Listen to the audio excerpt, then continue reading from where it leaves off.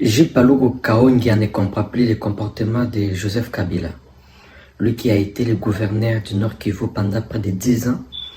Lui, j'ai bien dit de Julien Paluku, qui a été contre le M23 pendant près de 10 ans.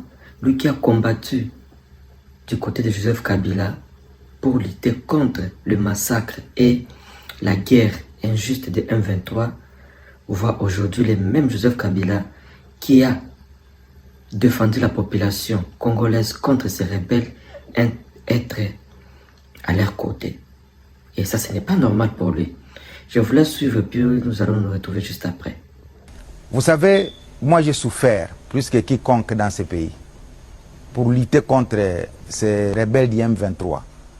Et il y avait un président à la tête de ce pays qui s'appelait Joseph Kabila, avec qui nous avons travaillé dans ce dossier. À tout moment, j'étais envoyé ici, j'étais sur la ligne de front, j'ai mobilisé la population là-bas. On a amené de l'eau à nos compatriotes qui étaient sur la ligne de front à l'époque du général Baouma, à l'époque du colonel Mamadou. Tout le monde sait les efforts que nous avons faits pour accompagner les militaires afin d'obtenir la victoire que nous avons obtenue le 5 novembre 2013 lorsque nos forces armées ont investi la colline de Tchanzu.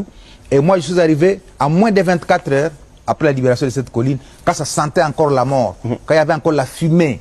Et j'ai retrouvé les chapeaux large bord, comme on l'appelle, de M. Makenga. Et le président Kabila, à l'époque, avait radié même Makenga et toute la bande de ces criminels, des forces armées, parce qu'ils étaient des criminels. Alors, mon embarras, c'est celui-là.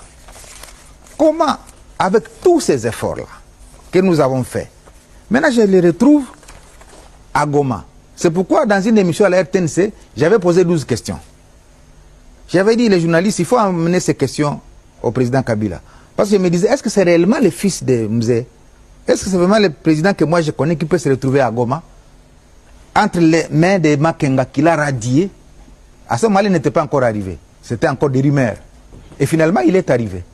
Donc ça confirmait que la personne qui luttait avec moi contre ces gens est gardée par ces criminels-là, qu'il a radié de l'armée. C'est là où je n'ai pas compris. J'ai dit, si c'est ça la politique, alors c'est grave. Et donc, pour moi, je continue à croire que le comportement que l'ancien chef de l'État a affiché en allant se joindre au M23, il est impardonnable. S'il n'est pas impardonnable, alors ça frise une complicité. Ça veut dire quoi? Ça veut dire, nous qui étions en train de nous battre aux côtés des FARDC contre les rebelles, nous étions alors du paix. C'est-à-dire, il y avait un camp de patriotes qui avaient foi à la République démocratique du Congo. Il y avait un autre camp qui nous observait comment nous nous comportions alors qu'ils n'étaient pas avec nous.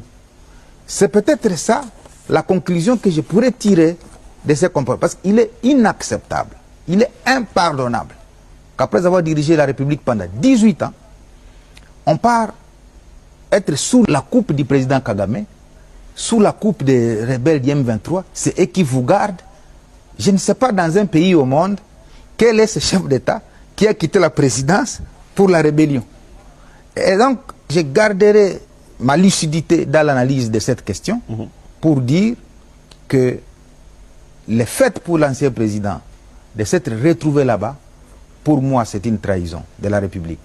Et on ne fait pas l'éloge de la trahison. Les frustrations personnelles ne doivent pas être transformées en cause nationale. Lorsque quelqu'un a une... Je suis en train de tirer des leçons des comportements que j'observe aujourd'hui. Si donc, pour le président Tshisekedi, il n'y a pas de fin de guerre, c'est parce qu'il n'y a pas de deal, il n'y a pas de complicité. C'est-à-dire, à l'époque, lorsque je considère que les comportements d'aujourd'hui sont significatifs, ça me saute aux yeux que tout ce que nous faisions à l'époque au Nord Kivu, nous étions seuls contre tous.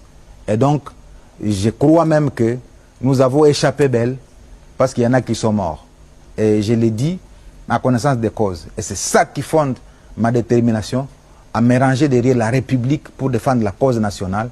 Et je ne transigerai jamais sur mes moyens pour que je démontre à l'opinion que nous avons été floués pendant autant d'années parce que ce qui s'est produit à Goma, c'est une haute trahison et c'est impardonnable pour cette République.